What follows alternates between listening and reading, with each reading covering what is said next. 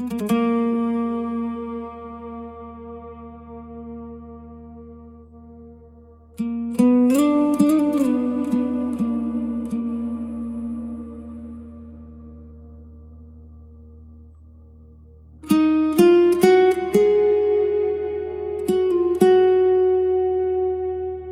am older now than the answers I once trusted, and the world has not become clearer with age, only quieter in places it should not be. I remember when the ground felt like ground before it learned to breathe back, before it started listening. There are layers beneath what we call living.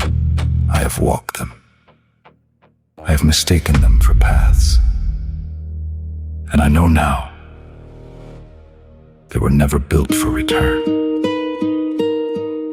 If you are hearing this, it means the silence has already noticed you. Do not mistake its patience for mercy. It does not wait.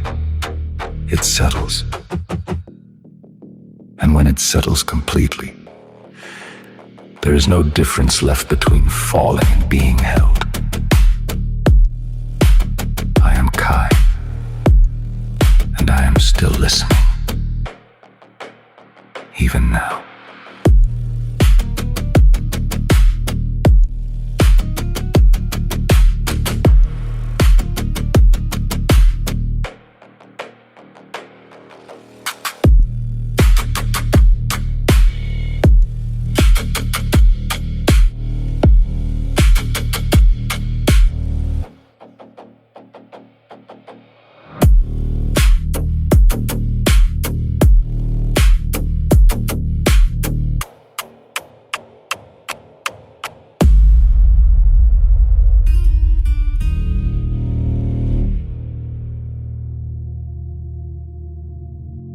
House of Seven, Episode 2, Listening.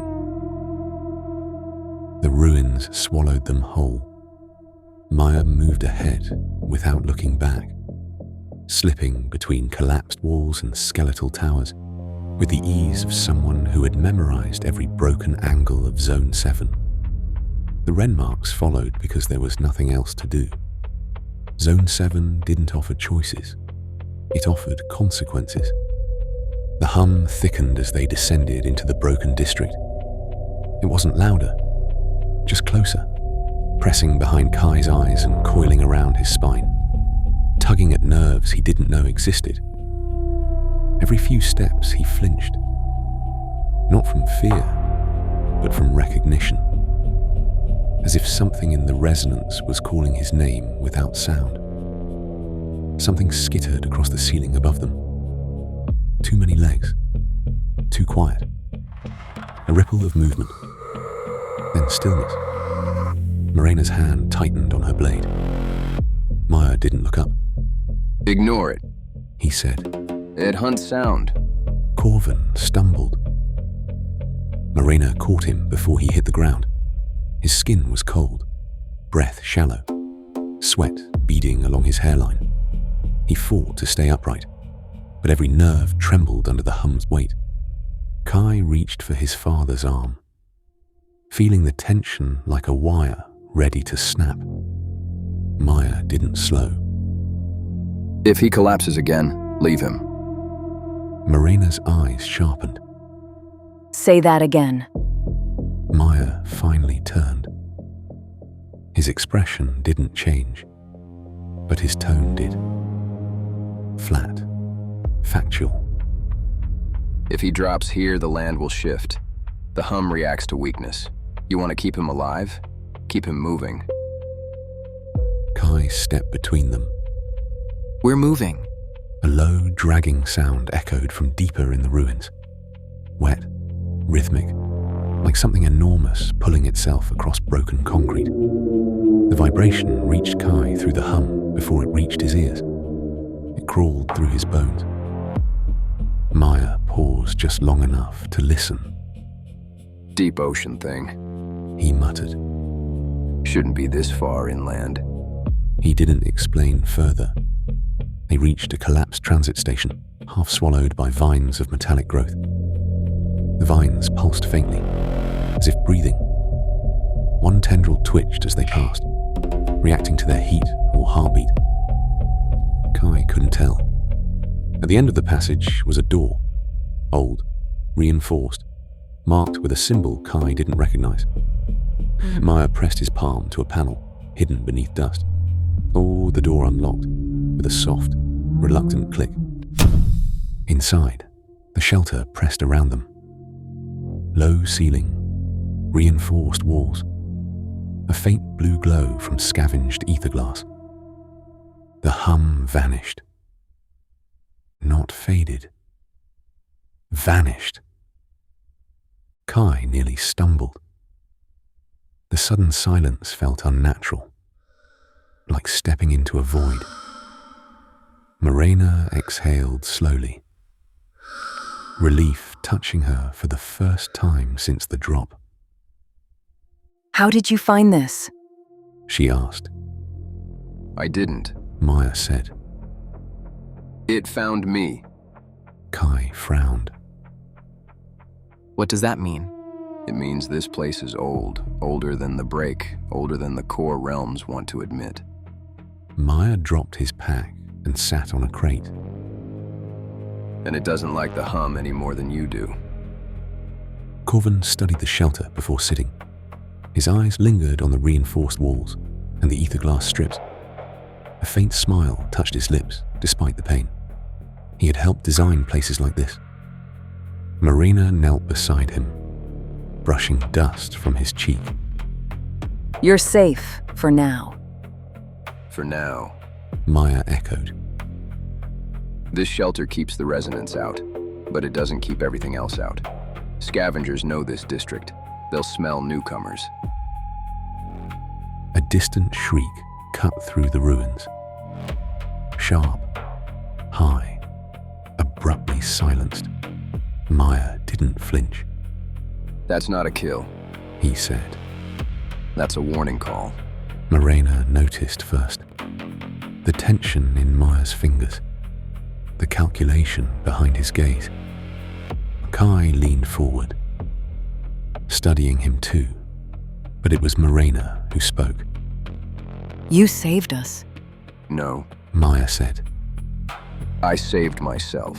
If that anomaly had shifted the ground, this whole sector would have collapsed. You were just standing in the right place at the right time.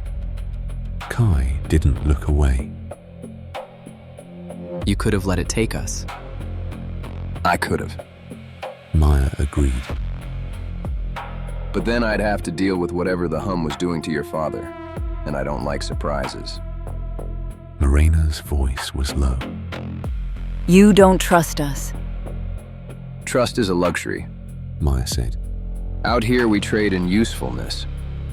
Kai leaned forward. Then what are we to you? Mire's eyes flicked to Korvan, not with sympathy, but calculation. You're a family with secrets, and secrets are valuable, especially in Zone 7. Outside, something massive moved past the shelter. Slow, deliberate, heavy enough to make dust fall from the ceiling. The walls vibrated with each step. Kai felt the hum shift in response, like the land was holding its breath. Kai shivered. Mire noticed. The hum's watching you. Kai swallowed. It's not watching, it's listening. Mire's expression darkened. Then you're more dangerous than I thought. Marena looked up sharply. Dangerous to who? To everyone. Mire said. Because if the hum is listening to him, then the land will follow. And Zone 7 doesn't follow anything without taking something in return. Kai's pulse quickened. What does it want? Mire placed his hand on the metal door, feeling the faint vibration of the hum beyond it. It wants what it always wants. He said quietly. To be heard. He turned back to them. And it's chosen you. A faint clicking, echoed from the passage outside. Soft, deliberate, like claws tapping metal. Marena stiffened. Kai didn't. He listened. The hum shifted beneath the shelter floor. Not danger. Not yet. More like familiarity. The sensation drifted through him like a familiar scent carried on distant wind. Something was moving through the ruins. Not hunting. Passing. Mire noticed the way Kai tilted his head, the way his eyes unfocused. What is it? Marena whispered. Kai answered before doubt could catch him. It's not hunting. The clicking continued, then faded. It's passing through. Mire's eyes narrowed. How do you know that? Kai opened his mouth, closed it again. He didn't know. The certainty had simply arrived, rising from the hum like something surfacing beneath dark water. Across the room, Korvan watched him carefully. For a moment, the pain faded from his face. Not fear, recognition, as though he'd seen this before. Just not in his son. No, the clicking disappeared. The ruins settled. Silence returned. Then a voice shattered it. Tracks here, heavy ones. Human. Another voice answered. Fresh, within the hour. A third. Spread out. They're close. Mire was moving before the final word finished echoing. He crossed to the door and peered through the narrow observation slit. His posture hardened. Not scavengers. What then? Marena asked. Trackers. The room went still. Even Marena knew what that meant. Scavengers stole supplies. Trackers sold people. Her hand found her blade immediately. Outside, boots scraped concrete. A shadow crossed the doorway. Kai felt the hum shift again. Not toward the trackers. Past them. Beyond them. They're being followed. He whispered. Mire turned. The look he gave Kai wasn't disbelief. It was concern. By what? Kai swallowed. Something vast moved at the edge of his awareness. Not through sight. Not through sound. Through the hum. Something big. A distant bellow rolled through the ruins. Not a roar. Not a scream. A pressure wave. Dust drifted from the ceiling. The trackers froze. What the hell was that? Doesn't matter. Find the door. Their footsteps quickened. Mire stepped away from the slit. They'll force it. Marena moved immediately, positioning herself between the entrance and her family. Let them try. Steel whispered as her blade cleared its sheath. They're not taking my family. Korvan looked up. Pain lined every inch of his face. But he nodded once. Approval. A Renmark answer. Kai rose beside them. Not because he was brave. Not because he thought he could fight. Because standing felt right. The hum settled into him. Familiar. Comfortable. Wrong. Mire noticed. His gaze lingered on Kai. That's new. Kai frowned. What is? The hum isn't talking to you anymore. Mire said. You're talking back. The door buckled inward. Dust rained from the ceiling. The trackers shouted. Ready. Push. Again.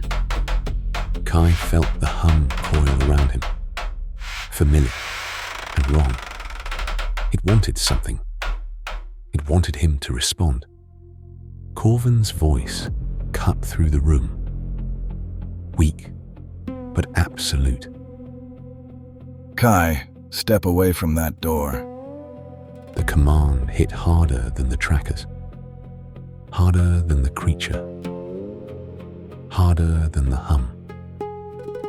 Because it came from a man who already knew what would happen next. Kai froze. There was something in his father's tone. Not warning, not panic. Recognition of a pattern he'd hoped would never repeat. The hinges screamed. Then, a sound tore through the ruins. Not a roar, not a bellow. A deep, resonant thrum that vibrated the metal door, the floor, the walls. A sound that felt like the earth itself was speaking. The trackers went silent. One whispered, What the hell is... A wet crunch cut him off. Something heavy dragged across concrete. Something big. Something close. The hum surged so violently, Kai staggered. Mire grabbed his shoulder. Kai, look at me. Kai's eyes snapped to his. You're drawing it. Mire said. Whether you mean to or not, you're pulling it closer.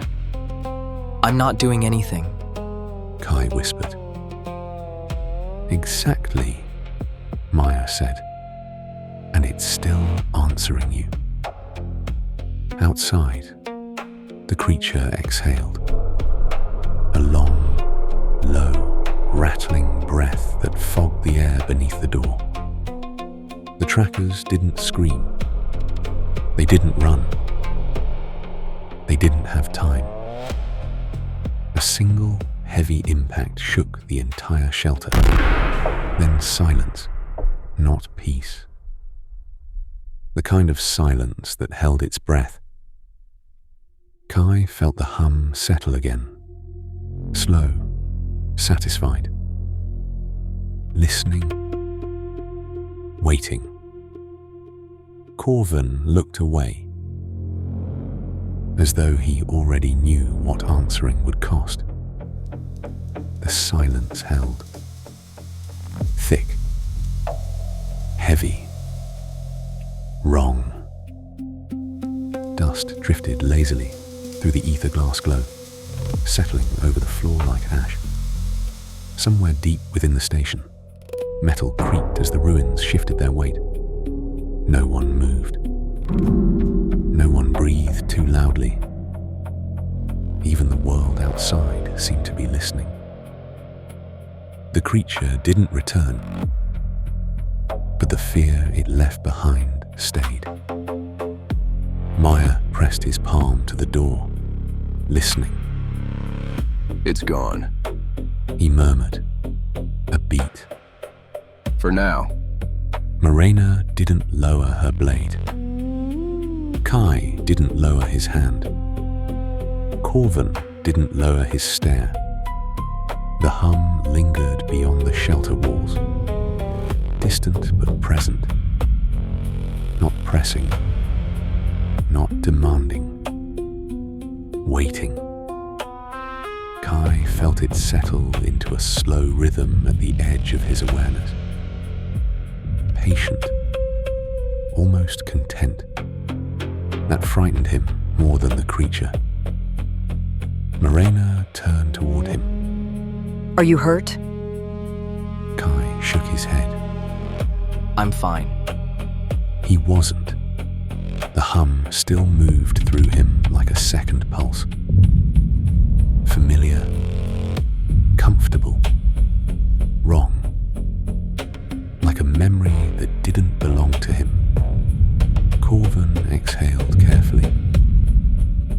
Kai.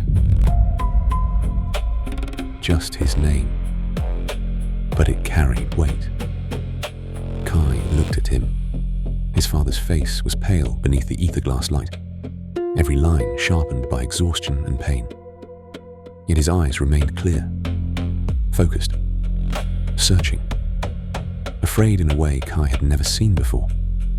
Not afraid of the creature, not afraid of the trackers, afraid of what was happening, afraid of what it meant.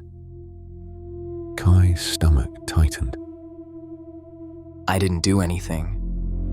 Korvan's gaze never left him.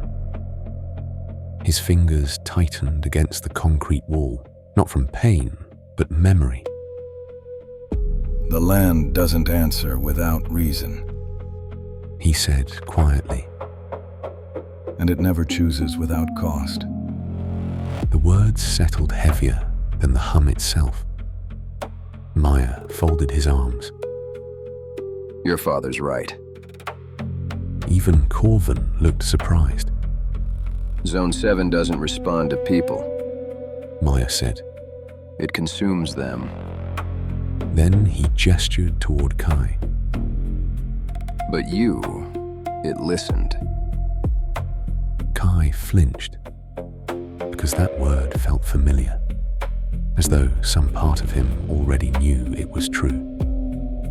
Korvan closed his eyes. The reaction lasted a heartbeat, but everyone saw it. We're not doing this now. He said. His voice was thin, but still a command. Mire didn't argue. He didn't need to. The truth was already in the room. Kai slid down the wall and sat on the cold floor. His hands trembled. He curled them into fists until they stopped. The hum settled beside him. Quiet. Patient. Waiting. Always waiting. Marena knelt beside him and brushed dust from his hair. We'll figure this out. Kai nodded, but his attention stayed on the door. A dark smear stained the metal threshold. Blood. Not theirs. Not human. The wind shifted outside. The station groaned softly. Something far away answered. A low, distant shift in the ruins. The hum stirred at the edge of the shelter. Not speaking. Listening. Kai closed his eyes. He didn't want to listen back, but he could feel it anyway. The land wasn't done with him. Not even close. Across the room, Korvan looked away, as though he already knew the price of listening.